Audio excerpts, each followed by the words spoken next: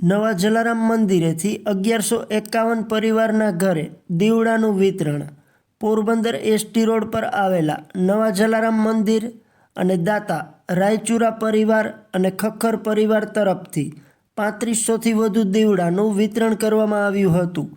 આગામી 22 જાન્યુઆરીએ અયોધ્યા ખાતે ભગવાન શ્રી રામચંદ્રજી મંદિર ખાતે પ્રાણ પ્રતિષ્ઠા ઉત્સવ ભારતીય અને હિન્દુ ધર્મની બીજી દિવાળી તરીકે ઉજવાશે. જેના ભાગરૂપે દાતા પરિવાર તરફથી જલારામ મંદિરે ગુરુવારે સાંજે સત્સંગમાં દીવા પ્રજ્વલિત કરવા માટેના કોળિયાનું વિતરણ કરવામાં આવેલ. જલારામ મંદિર યુવા ટીમ દ્વારા તમામ ભક્તોને કોળિયા વિતરણ કરવામાં આવ્યા હતા.